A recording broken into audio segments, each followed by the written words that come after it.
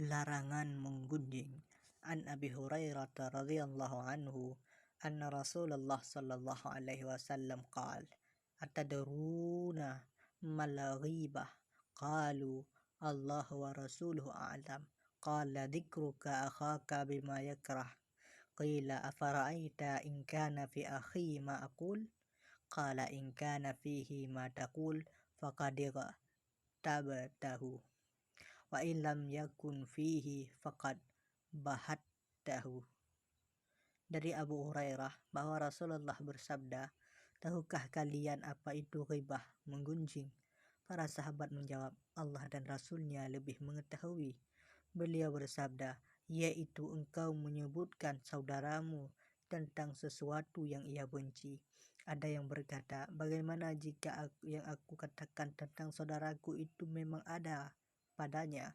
Beliau berkata, jika memang ada padanya apa yang engkau katakan itu, maka berarti engkau telah menggunjingnya, dan jika tidak ada padanya berarti engkau telah berdusta tentangnya. Hadis riwayat Muslim. Allah Ta'ala berfirman, dan janganlah sebahagian kamu menggunjing sebahagian yang lain. Sukakah salah seorang di antara kamu memakan daging saudaranya yang sudah mati? Maka tentulah kamu merasa jijik kepadanya, dan bertakwalah kepada Allah. Sesungguhnya Allah Maha Penerima Taubat lagi Maha Penyayang. Al-Hujurat 12. Menggunjing adalah membicarakan orang lain yang sedang tidak bersamanya mengenai hal yang tidak disukainya, bila hal itu dibicarakan. Adapun membicarakan yang sebenarnya tidak ada pada orang lain berarti sudah merupakan kedustaan, dan ini tentu suatu kebatilan. Menggunjing termasuk perilaku yang sangat buruk dan paling banyak terjadi di masyarakat, sampai-sampai ada sedikit sekali yang selamat dari penyakit ini. Allah telah mengumpamakan ghibah, menggunjing, dengan memakan daging mayat, karena mayat tidak tahu jika dagingnya dimakan. Demikian halnya orang yang hidup tidak akan tahu jika ada orang yang menggunjingnya. Qatadah berkata, sebagaimana seorang di antara kalian enggan memakan daging saudaranya yang telah mati, maka hendaknya ia pun enggan menggunjingnya dikala hidup. Rasulullah bersabda, lamma urija bi marartu bi qaumin lahum adfarun min nuhasin yakhmushuna wujuhahum wa sudurahum faqultu man haula'i ya Jibril qala haula'i alladhina ya'kuluna luhuman nas wa yaqa'una fi a'radihim. Ketika aku diperjalankan, aku melewati suatu kaum yang memiliki kuku yang terbuat dari kuningan. Mereka mencakar-cakar wajah dan dada mereka. Aku bertanya, siapa mereka wahai Jibril? Jibril menjawab, mereka adalah orang-orang yang memakan daging manusia dan merusak nama baik sesama. Menggunjing orang lain hukumnya haram. Demikian juga mendengarkan gunjingan orang lain. Allah Ta'ala berfirman, dan apabila mereka mendengar perkataan yang tidak bermanfaat, mereka berpaling darinya. Al-Qasas 59. Jadi jika seorang muslim mendengar ghibah, maka hendaknya ia mencegah dan mengingatkan orang yang melakukannya. Jika tidak mampu, maka hendaknya ia meninggalkan tempatnya jika memungkinkan. Dalam sebuah hadis disebutkan, barang siapa melindungi nama baik saudaranya, maka Allah akan melindungi wajahnya dari api neraka pada hari kiamat.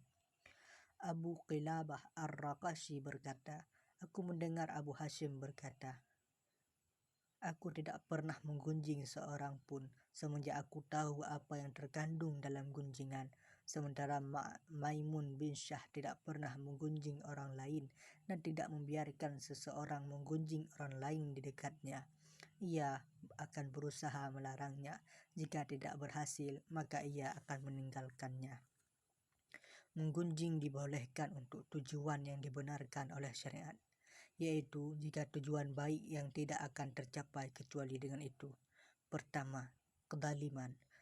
Seorang yang madlum yang teraniaya boleh mengadu kepada penguasa atau hakim dan sejenisnya dengan mengatakan bahwa si fulan telah berbuat zalim terhadapnya.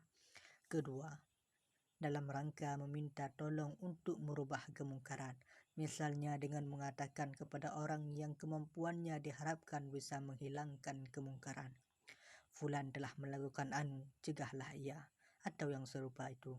Yang ketiga, dalam rangka meminta fatwa, misalnya dengan berkata, fulan telah berbuat aniaya terhadapku dengan melakukan anu, apakah ia boleh melakukan itu.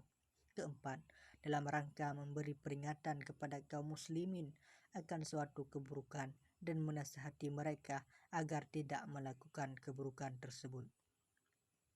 Kelima, terhadap orang yang terang-terangan melakukan kefasikan dan bid'ah. Keenam, dalam menyebut panggilan yang memang dikenal dengan panggilan tersebut, misalnya seorang yang dikenal dengan panggilan si pincang atau sejenisnya, maka boleh menyebutkan demikian. Ada yang berkata, jangan percaya kepada orang yang berdusta kepadamu, karena ia bisa berdusta atas namamu, dan orang yang menggunjing orang lain di hadapanmu, karena bisa menggunjingmu di hadapan orang lain.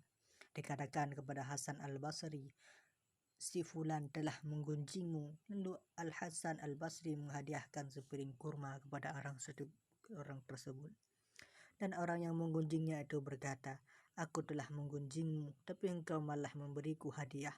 Al-Hasan berkata, karena engkau telah menghadiahkan kebaikanmu kepadaku, maka aku pun membalasmu. Dari Ibnu Al-Mubarrak, ia berkata, seandainya aku harus menggunjing seseorang, niscaya aku menggunjing kedua orang tuaku, karena mereka lah yang paling berhak menerima terhadap kebaikan-kebaikanku.